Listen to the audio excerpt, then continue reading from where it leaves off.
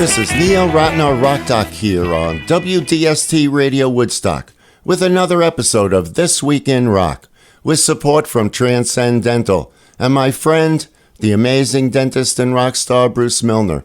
Visit Transcend Dental, his office at 2 Maverick Road on the corner of Maverick Road and Route 375. John Lennon was born on October 9th, 1940.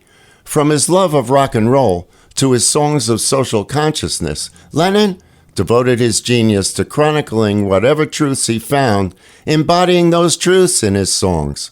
As a performer, writer, or co-writer, John had 25 #1 singles in the Billboard Hot 100, and Double Fantasy, his second best-selling non-Beatles album, won the 1981 Grammy Award for Album of the Year. Lennon was inducted into the Songwriters Hall of Fame in 1997 and the Rock and Roll Hall of Fame twice, as a member of the Beatles in 1988 and as a solo artist in 1994. In 1969, after leaving the Beatles, John started the Plastic Ono Band with Yoko Ono. Their son Sean was born in 1975 on John's 35th birthday, and John decided to take a break from the music business. During what would become a 5-year hiatus, Lennon said he baked bread and looked after the baby, devoting himself to Sean. However, as John relates, while he and Sean were in Bermuda, he became inspired to write music again. We had discussed going back in the studio, but I didn't have the material, but I wasn't worried about it because I thought, well, I haven't done it for a long time. Maybe if I switch into that, there'll be something there. But it just sort of came, and I called her because I was in Bermuda with Sean, and she was here in New York. I called her and I said, well, look, we were talking about recording. It must have triggered something off here because I'm getting all this stuff. And I started singing it to her down the phone or playing a cassette. And she would call back 2 hours later and say, well, when you sang that, Losing You, or she'd come back with Moving On or something. And then I'd say, oh, Moving On, okay. And then I'd be swimming or doing anything. Suddenly something else would come, like starting over. I'd say, hey, well, look, this is what happened.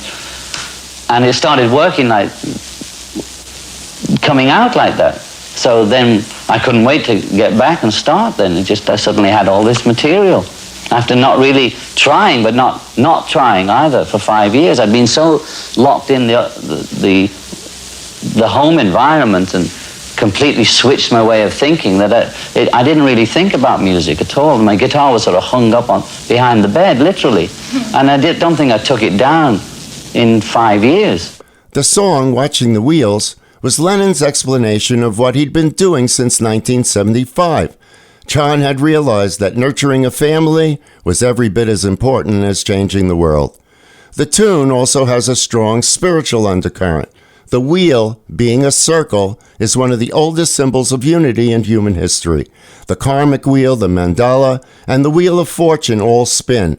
And as the song suggests, peace of mind comes from neither panicking nor growing complacent with their turnings. Okay, let's listen.